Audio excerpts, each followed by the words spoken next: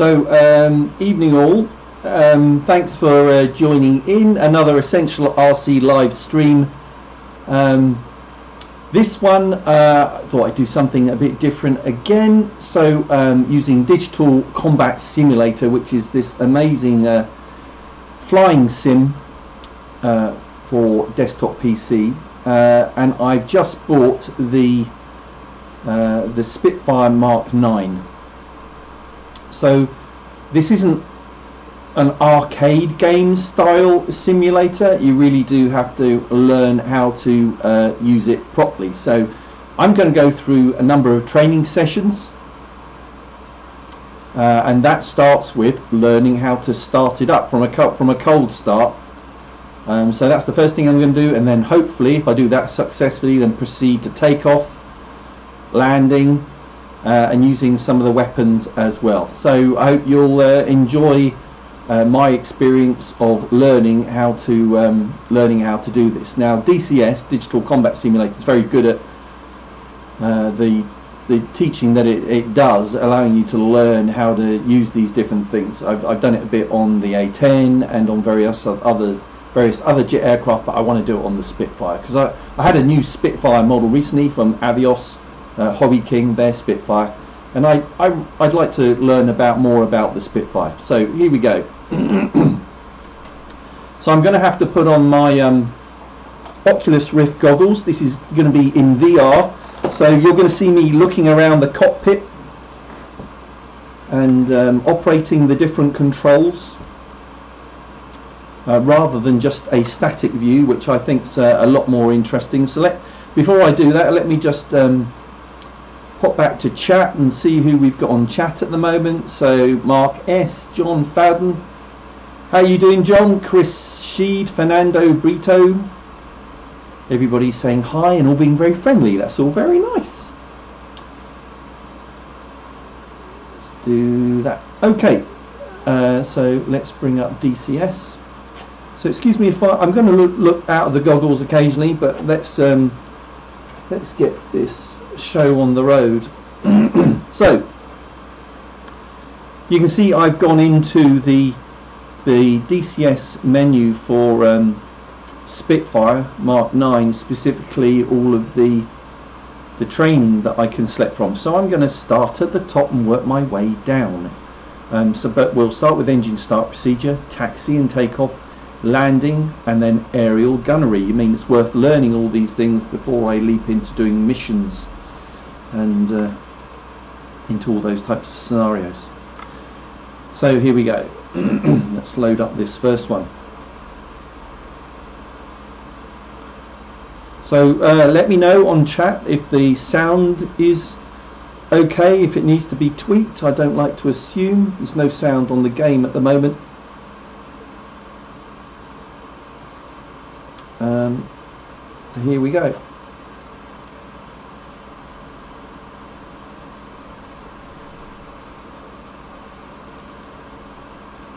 Welcome to the startup lesson. Today we'll learn the engine start procedure for the Supermarine Spitfire Mark IX. Press the spacebar to begin. So I hope everybody could hear that. I'm going to turn up the volume on the game a little bit.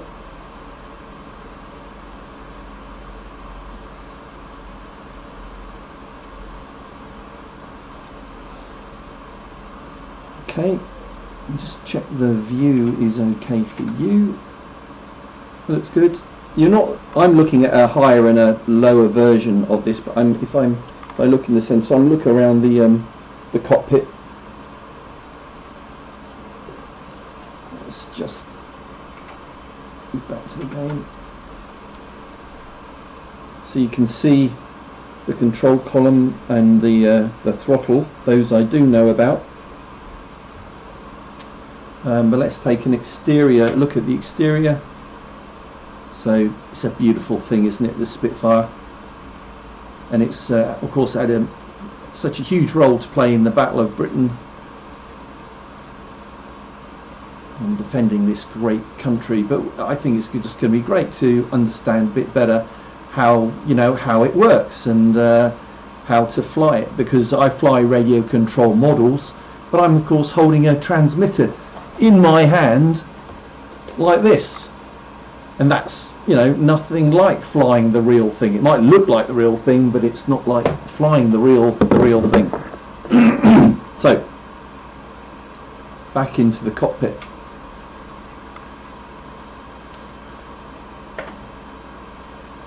Let's begin with the preliminary checks before you start the engine. Ensure that the idle cut-off control is in the cut-off position. Fully amped. Press the spacebar to confirm. Check. So, idle cut-off control in the idle position. Check. Check that the undercarriage selector lever is down. Press the spacebar to confirm. Check. That looks down to me. So that's the first two checks, pre-flight checks done. Let me just go to chat very quickly. I just want to check that you're following along without any problems.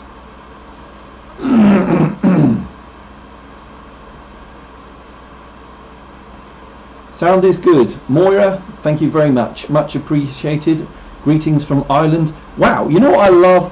I've done quite a few of these live sessions now, live streams. It's a fantastic thing.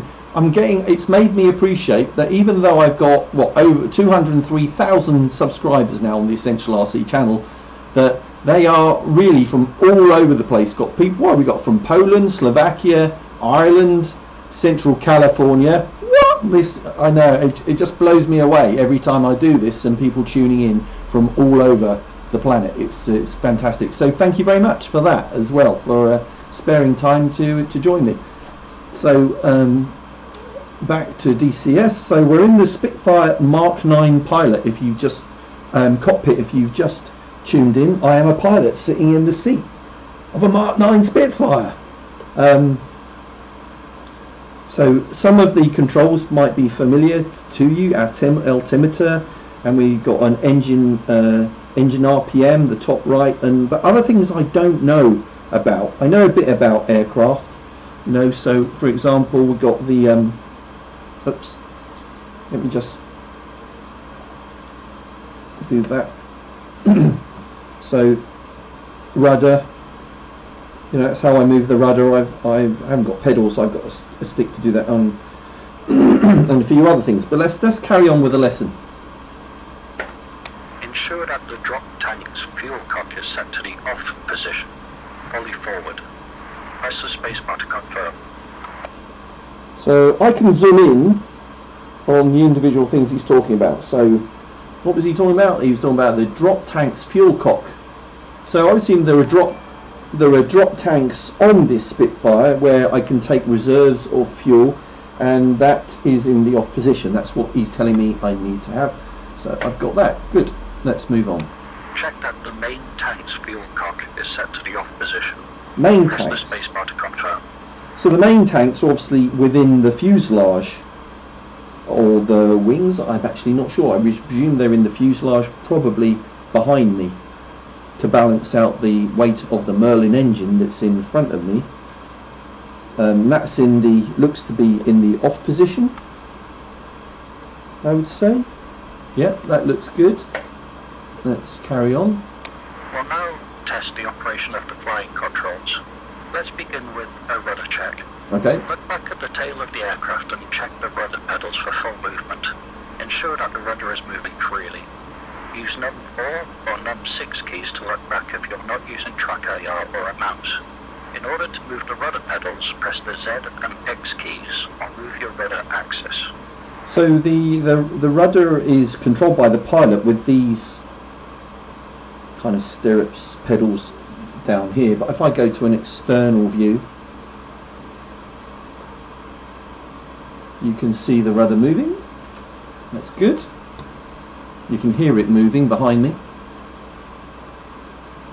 That should be good. Is he happy? He moves on, I think, when he's happy that I've completed what he wants. Now let's check the operation of the elevators.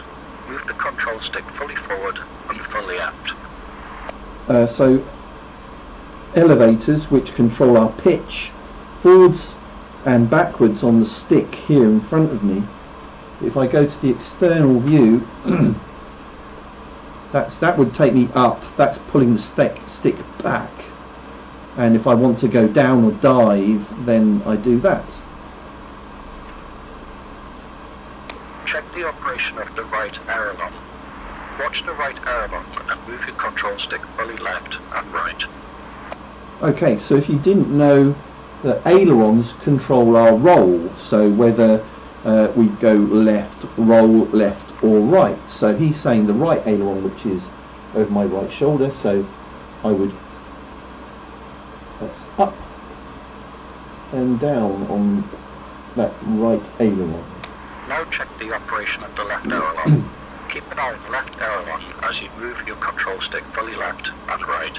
So again, if I stick to the left, if I did that and I was flying, I would roll left.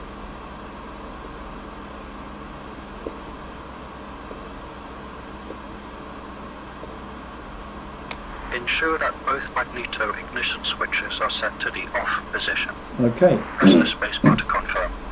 Magneto switches. I'll have to look up specifically what they do, but on.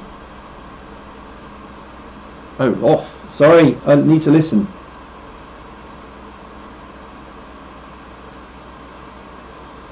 Listen carefully. Okay, so we're partway through our pre-flight checklist. Let's just check back on chat.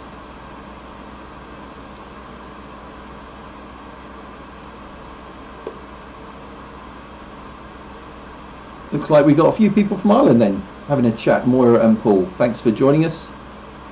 Rafael Alvera. Okay, so let's carry on. So I've just checked that both magneto switches are set to the off position. All good. Make sure that the fuel tank pressure cog is in the off position. Okay. Press the spacebar to confirm. To me that doesn't look as if it is in the off position. So I've moved that to there. That looks to be off. Check. Check that the pneumatic supply pressure is no less than 220 pounds per square inch. Check this with the central needle on the triple pressure gauge. Press the spacebar to proceed. So pneumatic pressure important to putting the undercarriage down and to brakes. At least those two things. I don't know if anything else relies on pneumatic air pressure, but adjust the airfield altitude setting on the altimeter to 0. Rotate the highlighted knob using the mouse wheel. So altimeter, I think everybody would know that tells us our altitude. So we are currently on the ground. It's a great time to set it to 0 so that we're in the air, we know where we are relative to the ground.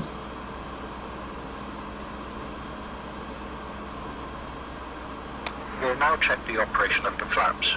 Set the flap control lever to the down position. Press the F key or click the highlighted lever. Down.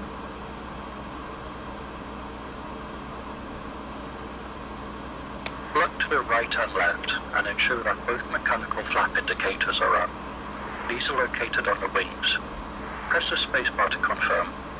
Now this is something I only learned quite recently actually, because of all the model Spitfires I've flown, and I have flown quite a few, I only flew this one from Hobby King recently, quite a large one, and it had these flap indicators. Now why did they have these little flap indicators that you can see out there? And that's because the flaps are actually what they call split flaps, and they're underneath the wing. So if I go to the external view, you can see them there underneath, or kind of on the trailing edge of the wing.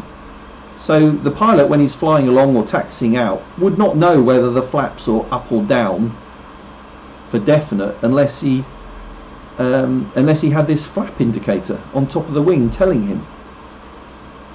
Quite a cool invention for the time, back in the 1940s. So that's why they had that. Set the flap control lever to the up position and look at the mechanical flap indicators again to ensure that they went down. Press the F key or click the highlighted lever. So I'm not using the keyboard so much, I'm using the mouse inside the cockpit.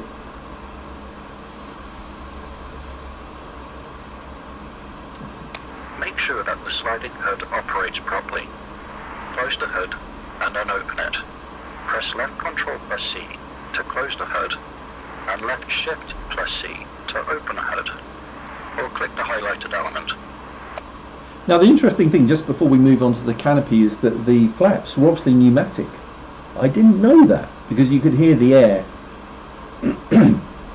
So brakes, landing gear and flaps operated by pneumatic air pressure. That was interesting, didn't know that. You learn things as you go along. So let's close up the canopy. Bit quieter, can't hear anything now. And open the canopy again. Move the throttle lever forward until the light indication switch on the throttle quadrant is on. Press the num plus key or move the throttle axis forward. Okay, so I'm using really good setup actually, not having to use the keyboard so much because I'm using the Thrustmaster joystick and throttle setup, which is mainly for the A10 jet but can be used for other aircraft as well. So advancing the throttle. Ensure that the word down is lit on the undercarriage light indicator on the left and that the fuel pressure warning light is lit on the right. Retract the throttle lever back to the full up position once you've made sure that the light indicators are working. Press the num minus key or move the throttle axis back. Okay, so light is on, got down, so our landing gear is down locked and we can put the throttle back. Check the level of the fuel tanks. Press and hold the highlighted button and watch the fuel level gauge. Release the push button once you've made sure that the fuel tanks are full. So this is pretty interesting that you have to press the button to see whether the fuel tanks are full.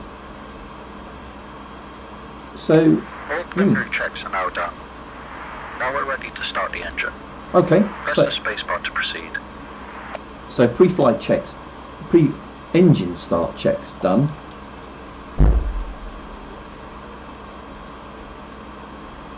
Now carrying on, I'll just check chat. So we're ready to actually start the engine. Set the parking brake to make sure the aircraft remains stationary when the engine starts. Hover the mouse cursor over the highlighted lever and rotate the mouse wheel. Set the main tank's fuel cock to the on position. Press the T key or click the highlighted lever. Okay, so we put the brakes on, pneumatics, where you heard the sound of the pneumatics going there, and then we need to open the fuel cock on the main tanks so that we can supply fuel to the magnificent Merlin engine that is in front of us. So let's do that. Open the throttle lever by moving it ½ inch to 1 inch forward. Press the num plus key or move the throttle axis forward. So throttle lever, we want to move forward just a bit because we're going to start the engine. We need a bit of throttle so we're supplying fuel through into the engine. Move the propeller speed control lever fully forward. Press the page up key or move the engine RPM axis forward. So the propeller speed control lever fully forward. Set the carburetor air intake control lever on the left hand side of the cockpit to the filter in operation position, fully forward. Press the H key or click the highlighted lever. Okay, so we're going to move the carburetor air intake control lever. So carburetor is the thing that basically you're letting air in and out, into by a varying amount. So it's saying you need to do this. Unscrew the engine priming pump. Hover the mouse cursor over a highlighted element and rotate the mouse wheel. Alright, so this is all about priming the engine, so getting some fuel into the engine so that it starts. So let's undo that. Prime the engine by giving the primer 5 full strokes. Use the insert button or click and hold the primer with the mouse cursor to prime the engine. Okay, so forcing fuel into the carburettor and the top of the engine. 4, 5. Operate the hand wobble pump until the low fuel pressure warning light is extinguished, for approximately 9 to 10 full strokes. Use the left control plus insert keys combination, or click and hold the wobble lever with the mouse cursor. So I don't understand why you have the two actually, and why this hand wobble pump exists. I'm going to have to look into that afterwards. Interesting. 1, 2, 3, 4, 5, 6, 7, 8, 9, 10. Set both magneto ignition switches to the on position to provide power to the engine ignition system. Press left shift plus end and right shift plus end, or click the highlighted switches using your mouse. I was expecting this light to go off. I'm sure he said that should go off. But we will carry on. So magneto. Open the starter and booster coil push button covers. Click the covers in the highlighted area with your mouse. Alright, so we've got covers over the starter and the booster buttons. Press the starter and booster coil push buttons simultaneously. Use the home and delete buttons on the keyboard. As the engine begins to catch, move the idle cutoff lever on the throttle quadrant fully forward, using the M key or by clicking it. Then release the starter and booster coil push buttons. If you are unable to start the engine successfully, return the idle cutoff lever to the fully aft position and repeat the process, starting with priming the engine. Right, okay, so we have come to the moment of truth where after all the pre-engine start checks and then we're ready to go. We're going to bring this Merlin into life, hopefully. No guarantees. You're telling me? Moira's saying, yes, it looks very complicated. You're not right. You're not wrong. But I think this is the point. It's not so much a game. It's more of a simulation of sitting in a Spitfire and starting it up.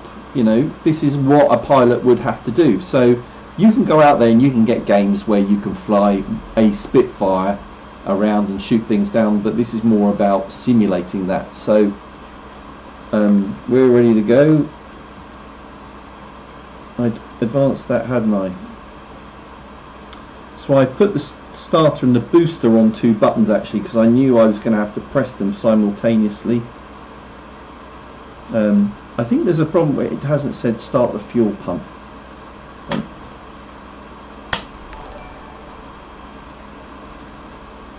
So here we go.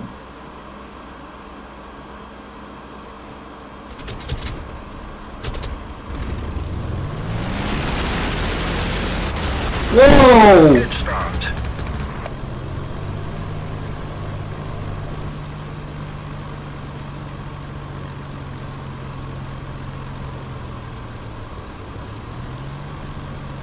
And the oil pressure is in the 60 to 120 pounds per square inch range. Press the spacebar to proceed. So we don't just, you know, start the engine and go fly. We have to wait for the temperatures on the oil and the coolant to come up.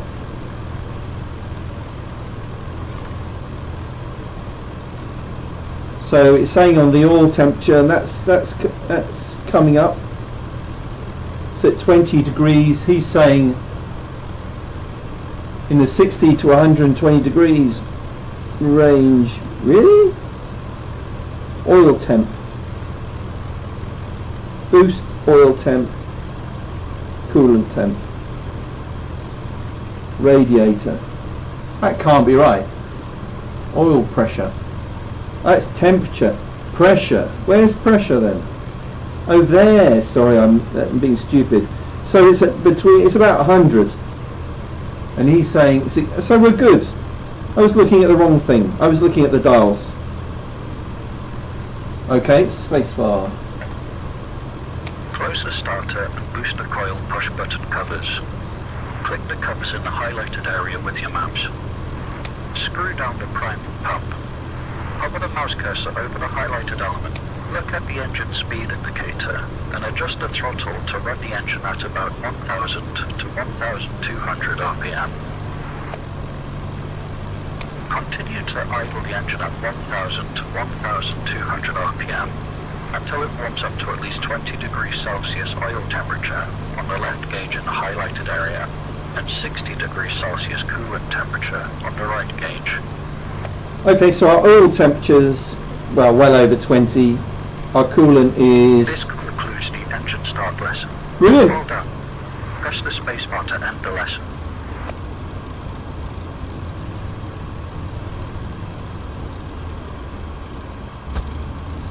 So that's the end of the formal lesson. That's the end of the formal lesson, but what we could do, it's outside of the scope of lesson, but why not be cheeky and see if we can actually put it in the air. Now, Chad's asking a great question. How much is the software? It is free, would you believe? DCS, Digital Combat Simulator, itself is free, and it comes with a small number of planes. It does not come with the Spitfire. It does come with a Mustang P51, which is like the United States equivalent, the Americans equivalent of the Spitfire. It comes with a few, at least one jet, maybe two jets. But if you want the Spitfire, then you have to buy it, and I think it's about £30–35 to add it on. Hope that answers that question. Right, so unauthorized takeoff. Let's do this.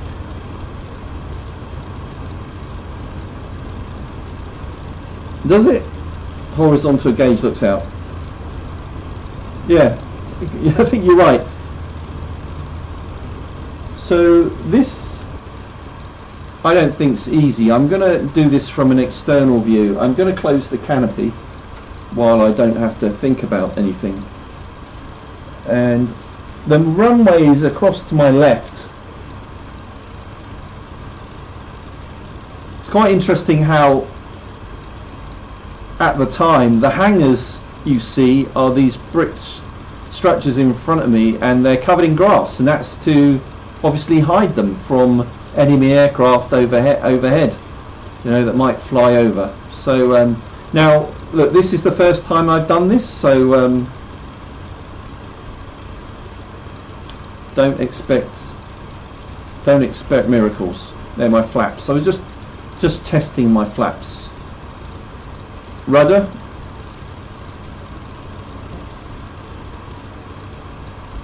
So let's just see if I can. We're just going to move very slowly.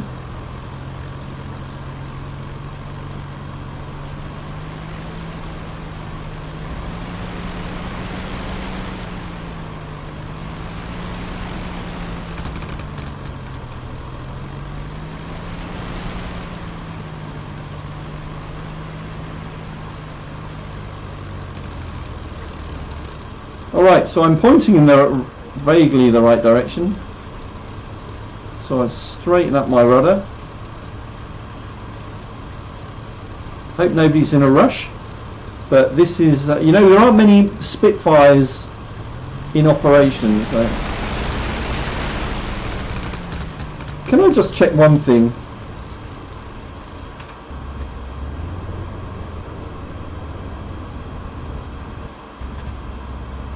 I hadn't released the brake. And now I have.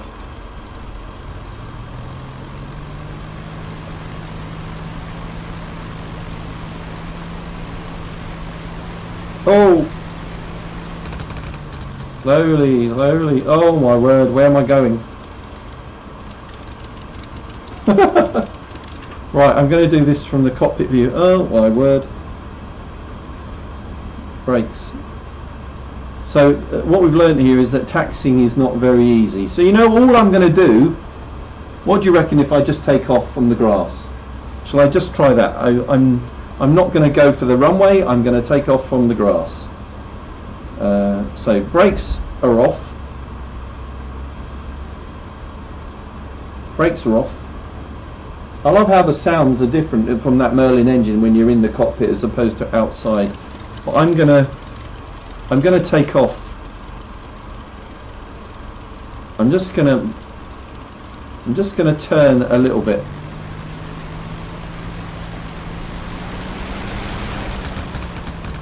So I don't want to be pointing to anything that might cause me a problem.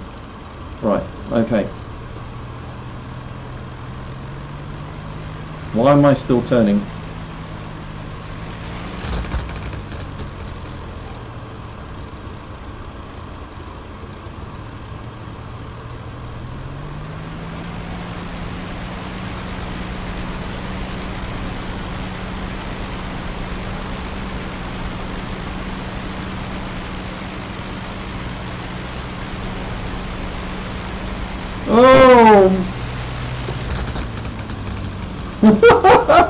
I can't control it. I can't make it go in a straight line. Maybe I do need to do the taxiing lesson.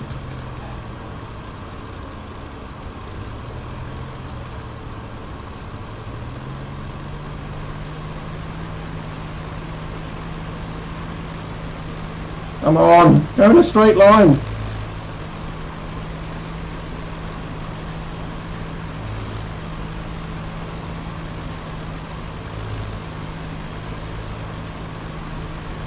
Wow, okay, so there's something I'm doing wrong here. So I'm actually, you know what, I'm going to abandon that. And I'm just going to go to the next lesson, because obviously that doesn't work. And I'm just going to kill myself. So moving on. Taxi and takeoff. Right, just look at chat very quickly. James Bennett, how you doing? Prop wash. Well, I would have thought the prop wash would be helping me with the rudder. No, I think it's like a free caster, Moira. It's I don't know why that is. You would have thought that they wouldn't have done that, but hey. So anyway, let's carry on.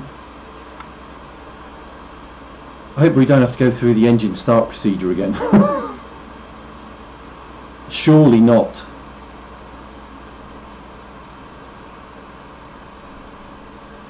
Okay, taxi to runway, takeoff and climb to 7,000 feet. Hooray, the engine's already started. But we're in the same position. It's going to tell us. Welcome to the taxi and takeoff lesson. Yes. Today we will be practicing taxiing and taking off in the Supermarine Spitfire Mark IX. Right. Press the spacebar to begin. Okay. Let's do that. The lesson will consist of the following parts. Before taxi checklist, taxiing. Before takeoff checklist, takeoff, and climb to altitude. Press the spacebar to proceed to the first part. I would honestly be happy if I get this Spitfire in the air. I'll be ecstatic actually. Check that these temperatures are in the following ranges. Yeah. Oil on the left gauge is no less than 20 degrees Celsius and is no more than 80 degrees Celsius.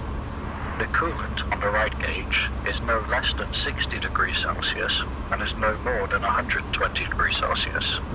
You can use the num / and num star keys to adjust the field of view, or FOV, if the temperature numbers are not easy to see. Press num enter to reset the FOV. Blah blah blah. Press spacebar when ready. I'm ready. Make sure that the propeller speed control lever is fully forward. Check. Use the page up key or move the engine RPM axis forward. It's fully forward. It is fully forward. Well, let me just move it forward again. Check that the pneumatic pressure supply is no less than 220 pounds per square inch. The triple pressure gauge central needle should be in the vertical position. Yep, check. Press the spacebar to proceed. Check, check, check, check, check. Press the brake lever and check the air pressure for each wheel brake, left and right needle on the triple Press pressure the gauge. brake lever and check the air Press pressure. the W key or move the wheel brake axis. Press the brake lever and check the air pressure. Wait, oh, so the brake lever here, and check the air pressures for each wheel brake, left and right needle on the triple. Okay, so we got brakes. This is how it steers, not on the rudder, because you got this airflow from the prop over the rudder. I thought that was how. No, it's from, you've got to use the brakes on the wheels independently. Ah. Press the W key or move wheel brakes. So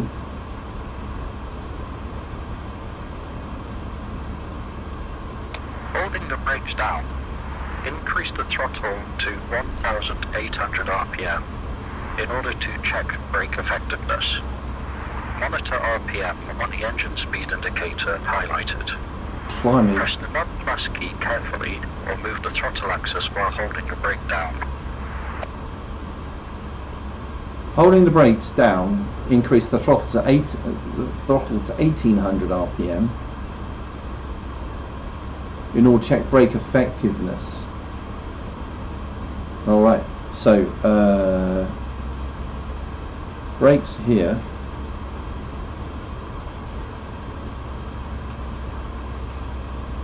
I can also do it on a key, that might be easier.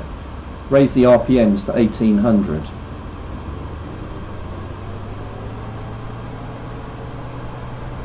That's 1,500, 1,600, 1,700,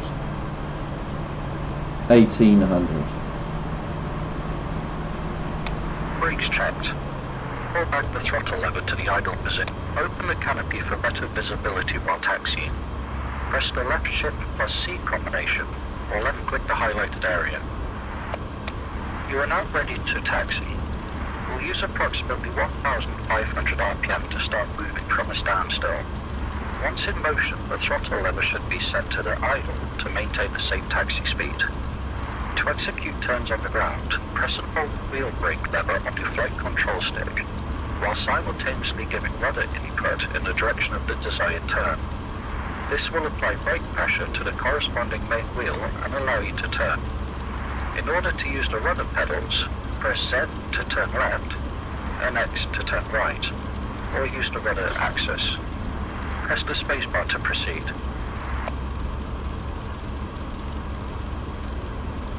Okay, so I have to have the brakes on and use the rudder. Okay, so this is where I was going wrong previously. I have to have the brakes on. So what to do here? I'm inclined to put the brakes on a switch. Shall I do that? No, I'm okay. I can use the W key, I think. Okay, so we've got to make a left turn onto the runway as we were before.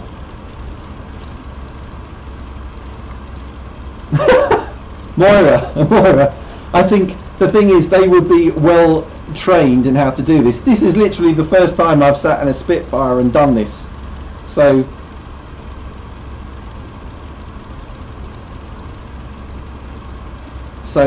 this is why it's taking time, you know. The guy's doing it for the first time. He's going to take it very slowly. So we will get to the point where, you know, I will scramble. I would love to see how quickly I can do it, but not today. So I'm really nervous about doing this, I have to say. I've got brakes on. Can you see that? So he said 1,500, didn't he? I'm going to go less than that.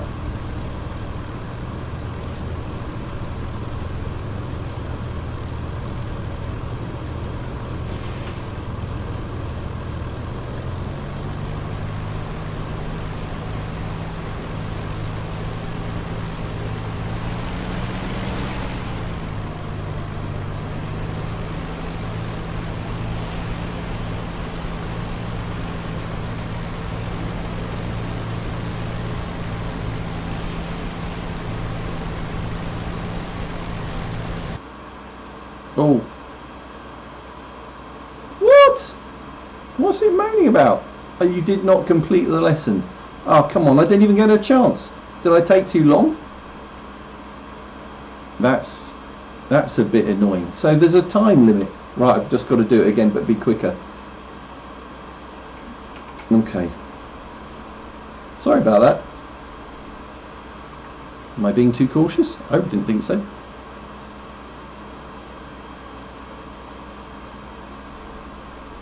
So let's fly through it this time.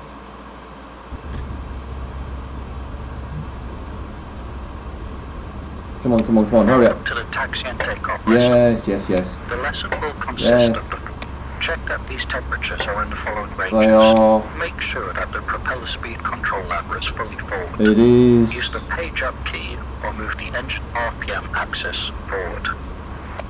It is. Come on, it is. I did that. I've done it already. Check that the pneumatic pressure supply is no less than 200.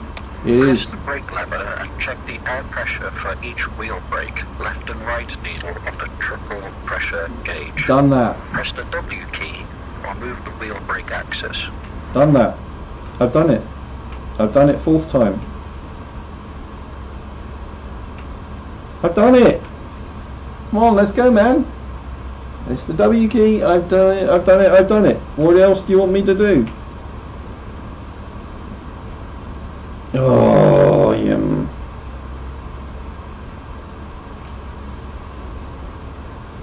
Software. Come on, this isn't hard. I'm pressing the W key.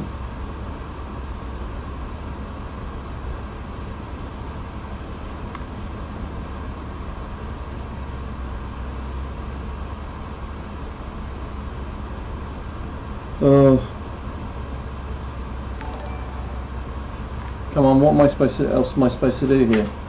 People are going to get very frustrated if this Spitfire doesn't move.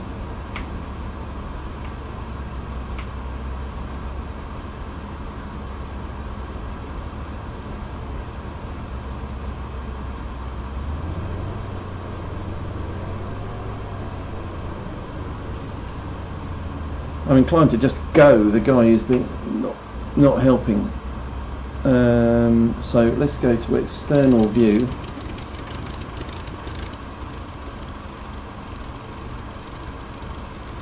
And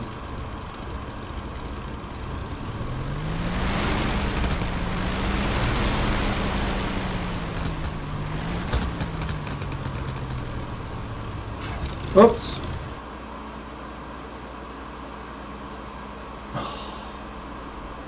How frustrating.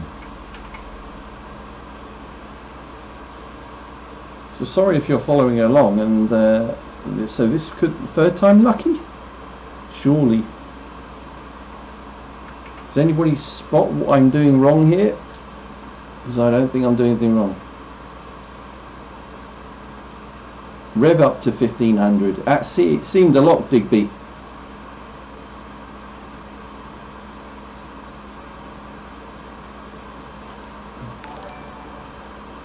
Try again.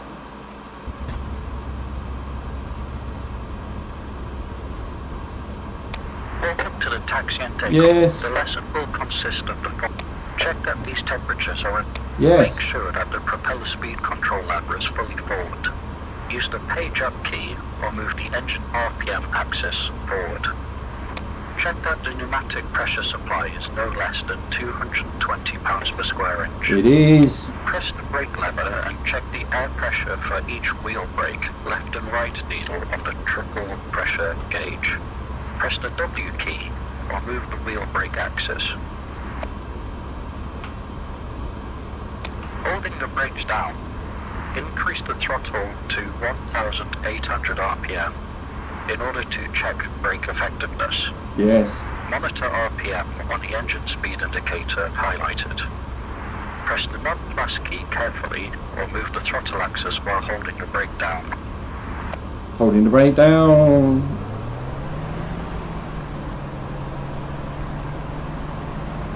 Brakes checked. Pull back the throttle lever to the idle position. Open the canopy for better visibility while taxiing.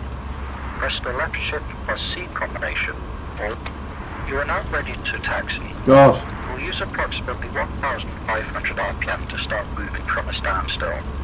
Once in motion, the throttle lever should be set to the idle to maintain a safe taxi speed. To execute turns on the ground, press and hold the wheel brake lever on your flight control stick, while simultaneously giving rudder input in the direction of the desired turn.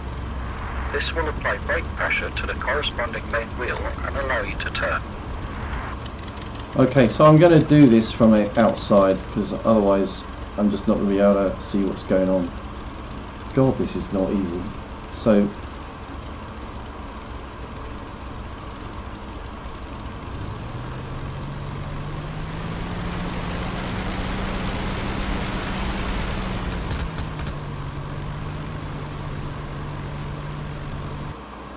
what did I do wrong? That's not right, is it? Help me out here.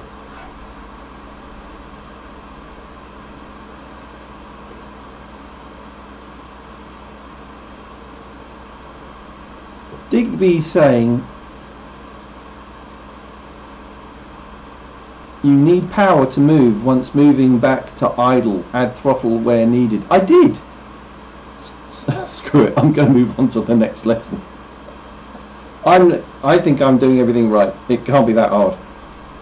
Right.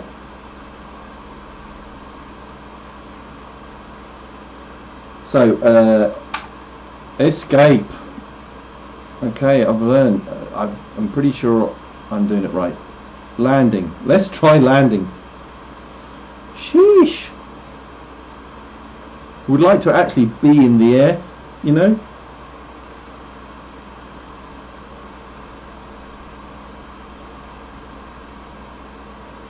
Blimey, nice to see the Spitfire actually fly. But we're going to land. Oh, it's loud. Today we will practice flying a visual approach map and landing the Spitfire, followed by the engine shutdown procedure. If you're having trouble hearing the instructions over the engine noise, turn down the world and in-cockpit sound sliders in the options audio menu. Press the spacebar key to proceed when ready. It's very loud! In the options audio menu. Let's do that. Geez, I might go deaf.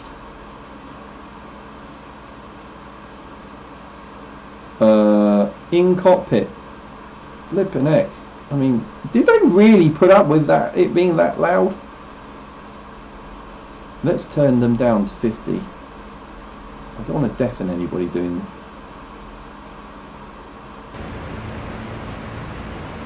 It's a little better, it's not much better.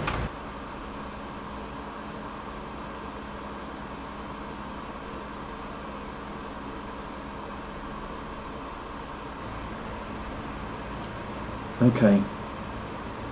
Where am I? In this lesson, we'll use a standard military overhead pattern. An overhead pattern consists of the following basic elements. Entry into the pattern on the upwind leg, where the aircraft is flown along the runway parallel to the landing course. The crosswind leg, where the aircraft is turned 180 degrees to take the downwind leg, using the turn to bleed off any excess airspeed. The downwind leg, where the aircraft is flown along the runway in the opposite direction of the landing course and is prepared for landing. The base leg, where the aircraft is turned another 180 degrees while descending to take the final approach.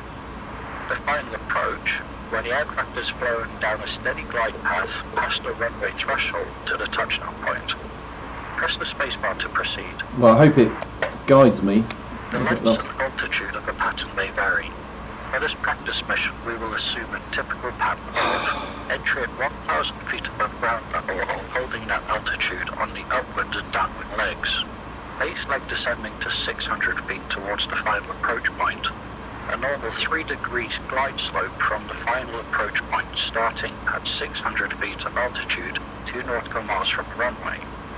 Press the spacebar to proceed. Good lord. Okay.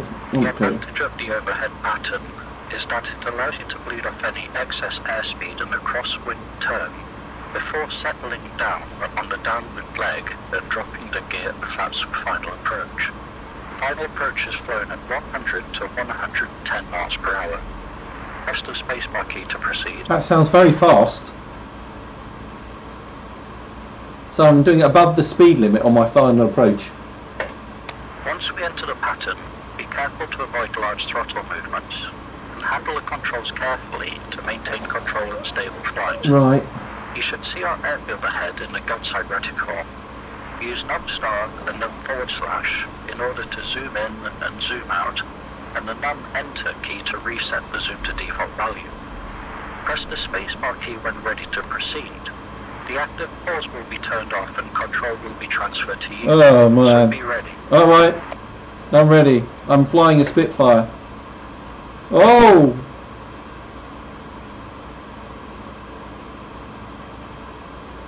I am actually flying Spitfire. Oh, whoa, whoa. We'll use maximum continuous power while flying to the airfield. Set the propeller speed control lever to give 2,650 RPM. And set the throttle lever to maintain a boost pressure of plus 7 pounds per square inch. What? There are two propeller speed control lever.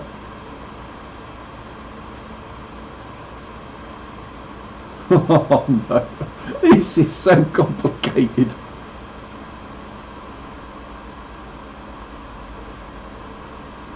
While I'm supposed to be looking out of the cockpit and seeing where I'm flying. Okay, while flying. So set the propeller speed control lever to give. So speed control lever.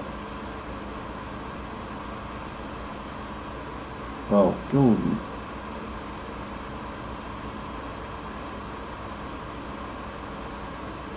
I've done a bit of that.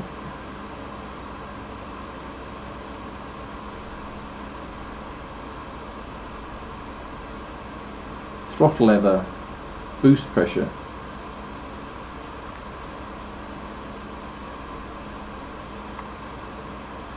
Boost pressure 7. Oh, keeps disappearing behind these. Okay, so it's coming down to 7. And we want to be less on that lever. This might take a few attempts.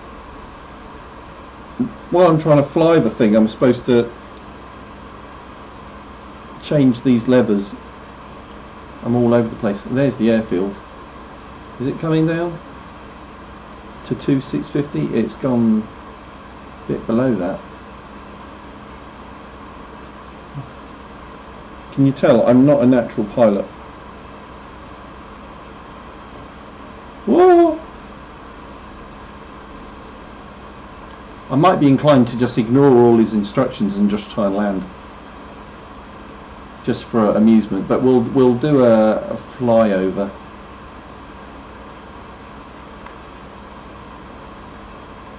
I didn't think I was way up. Can't see them very well. I'm not that far off. Oh my word. Low pass. Why? Here I am in my Spitfire.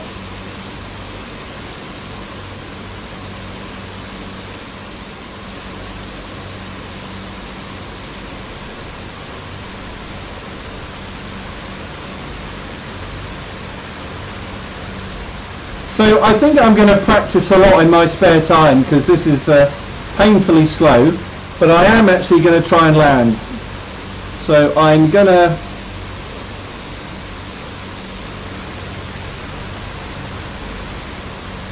do a parallel run to the runway.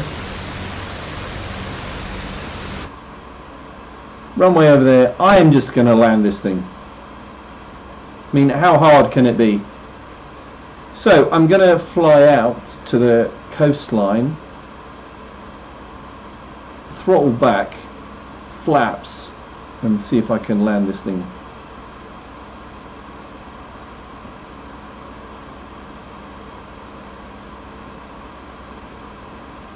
It's got to be easy, right? How hard can it be? Hopefully it won't reset the lesson because I'm just taking too long. So runway's over there.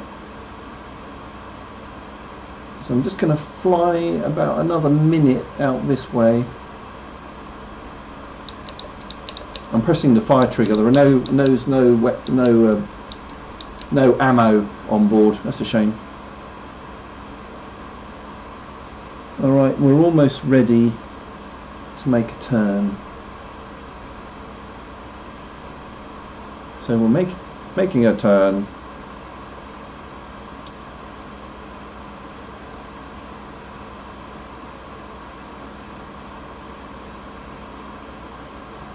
And I'm going to put gear down.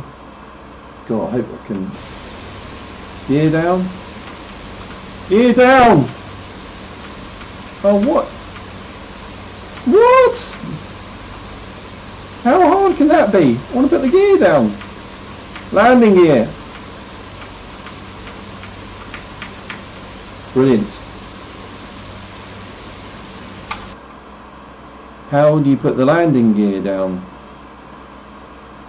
Fortunately, you can do a search and it doesn't find anything.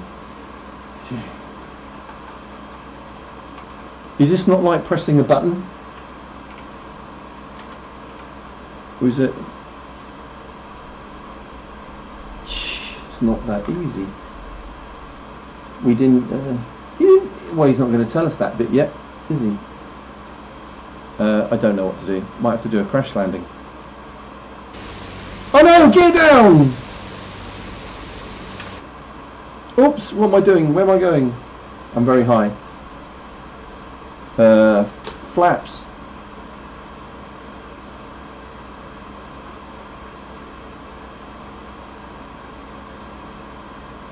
Okay.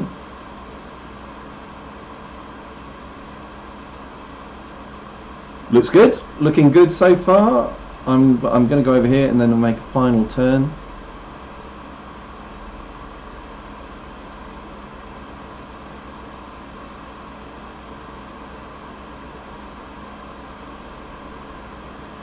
Don't want to stall. Keep the speed up a little bit.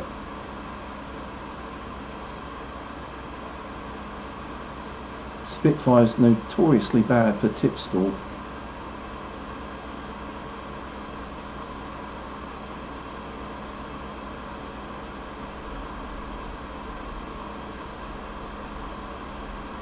Am I down? I'm down! Be careful Z or X rudder inputs along with tapping the brakes to roll down the centre of the runway. Ooh. Set the throttle to idle power. You missed some of the pattern gates in your approach. No kidding. Next time, fly the pattern more. Oh! Continue to roll to the next available taxiway to the right. Press the F key to raise flaps, and press left shift plus C to open the canopy. I'm going all over the place. I haven't really mastered the steering, but I got it safely on the ground. Come on!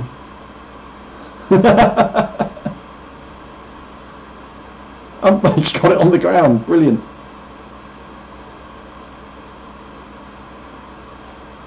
So we've got a lot of runway left.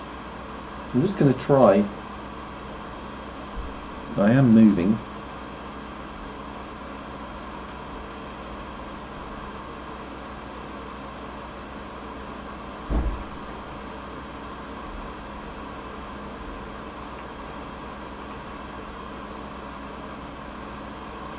I need to sit up a bit more in the camera. Oh. Oh. Look. All over the place. Oh dear. I did not complete the lesson. I broke my propeller. Alright. Okay. So, well, I'm happy that I'm just happy I got it on the ground, but there's a lot more practicing to do, obviously. Let's just check the time, 8 o'clock my time, so I have another 20 minutes maybe. So let's try the next one. Aerial gunnery. Now things start getting interesting. Let's shoot some stuff. Oh dear me.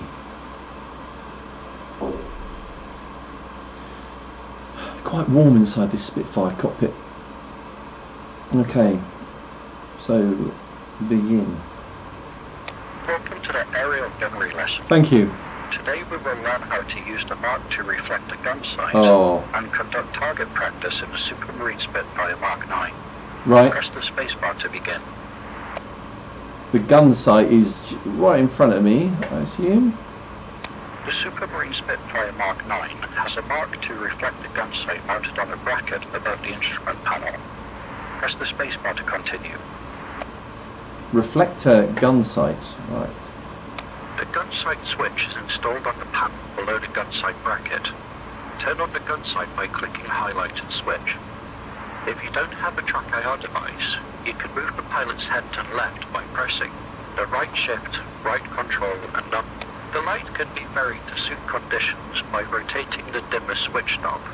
Try setting the gun sight brightness to minimum value off, and then back to maximum value day to fit daylight conditions.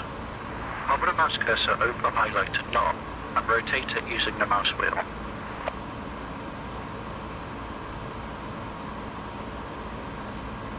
The gun sight is equipped with a tinted glass which can be used to reduce glare and allow the illuminated reticle to be seen in strong sunlight. Try enabling it by clicking the highlighted lever. However, we'll not use the tinted glass for today's lesson. Disable it by clicking the lever to proceed. The gun sight equipped with a tinted glass which can be used to reduce glare. So, oh, I see. Right now. The target base is set using the lower adjustment ring on the sight. Our practice target is a Focke-Wulf 190, so we need to set the target base to about 35 feet, which is equal to the FW-190's wingspan. Rotate the adjustment ring using a counterclockwise rotation and set target base at about 35 feet. Hover the mouse cursor over the highlighted element and rotate it using the mouse wheel, or use the left control plus O and left shift plus O commands. The target base is unit lower ring, press set to 35 feet. You'll be shooting at the practice target from approximately 150 yards. Set the range to 150 yards by rotating the upper adjustment ring clockwise. Hover the mouse cursor over the highlighted element and rotate the mouse wheel, or use the right control O and right shift O commands. Is that 150? Check the gun safety lever before you begin. The mechanical indicator should be in the out position. Press left shift plus spacebar to toggle the gun safety lever. Press spacebar when you are ready to begin. Gun safety lever. Left shift spacebar.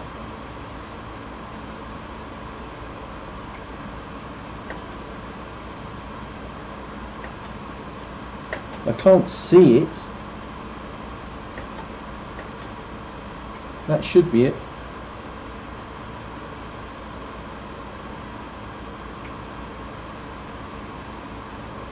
Anybody see that?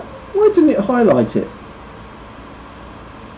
Press left shift spacebar to toggle the gun safety lever. Check the gun safety lever before you begin. The mechanical indicator should be in the out position. Where is it?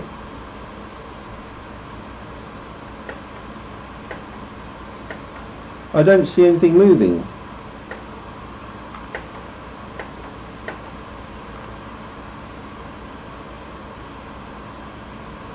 That's, well, that might mean we don't shoot anything. Let's carry on. Come on. What's going on? He's not doing anything.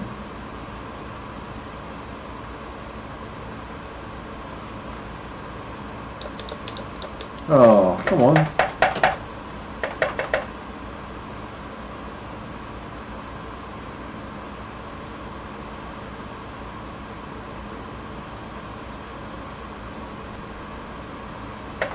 Well, it's not progressing. That's kind of a bit frustrating. Anybody see what I'm doing wrong? I'm not doing anything wrong. Enemy pilots have been spawned ahead. Shoot them down. Set full throttle to catch them up. Roger that.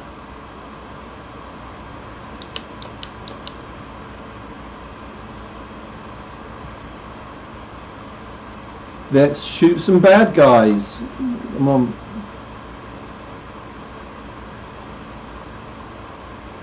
Reduce speed. Oh, all right. I'll keep you on. Good shot.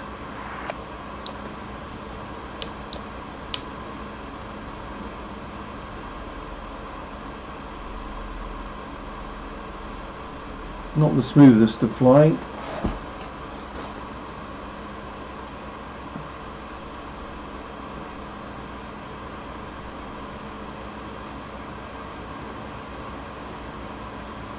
Circling back. Gain some speed. They are getting away.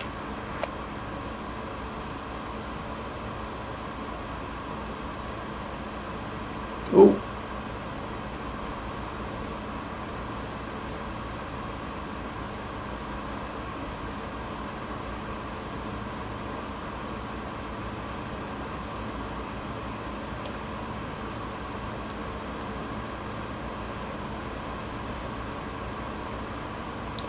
So I've got cannons and guns.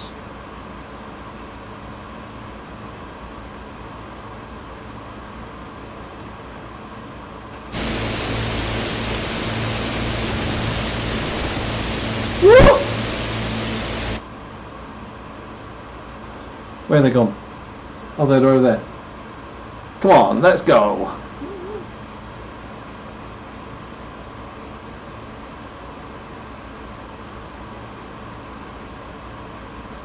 Try for the guy on the right first.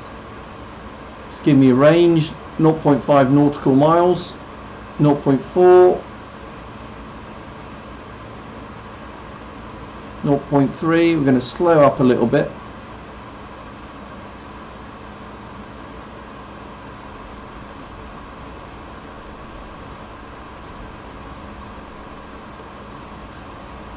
That one is going down. Roger that.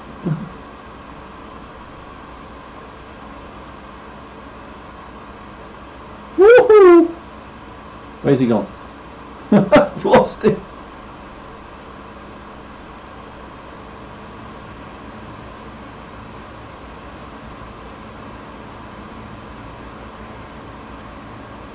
Oh, pulling some G's. He blacked out there.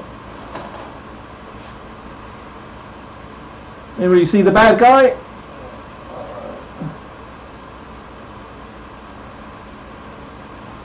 There he is.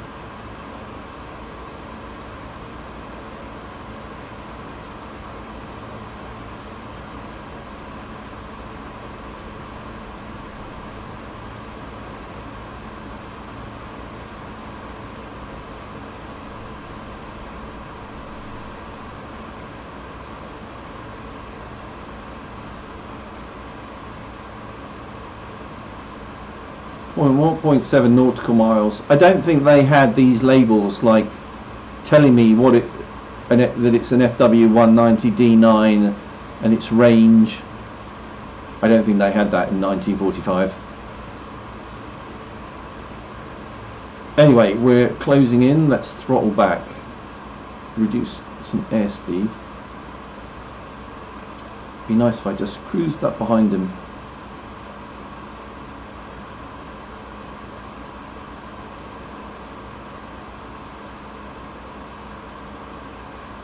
Here we go, we ready?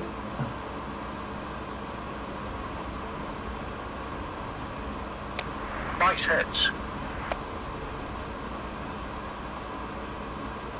Oh! You've got that one. Did I? I think I had a mid-air collision. Mission complete. Oh. Nice job, pilot. Oh, alright.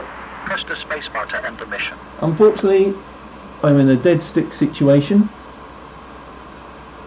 And that's not good. So let's not panic. I'm going to put my gear down. Please, my gear down. Gear down. That's good. And there's obviously not going to be a nice runway, but I can see that big airfield over to the right. So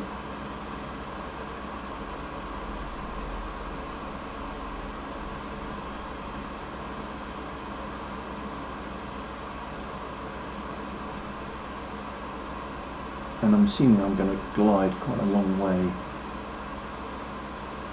and if we overshoot I can make another turn.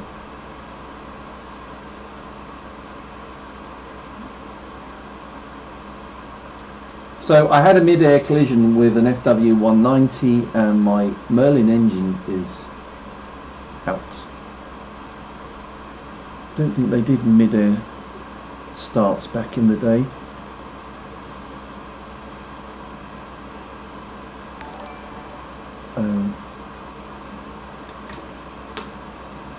Flaps down. I don't know if that was a mistake, but it's going to add some drag. I've just got to make sure I clear these trees.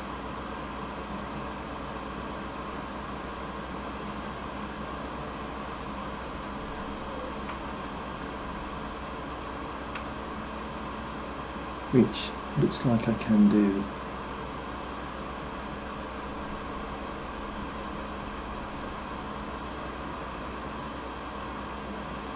Then I'll just bleed off the speed. Here we go.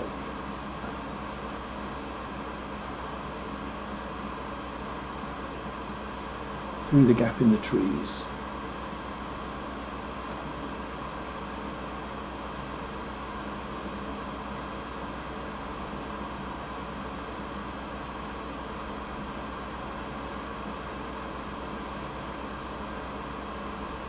Ooh.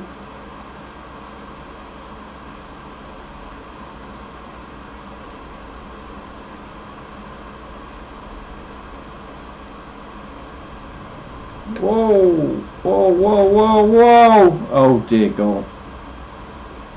Well, at this point I would get out and walk away, even though I've wrecked my Spitfire. I'm on fire. My wingtips are on fire.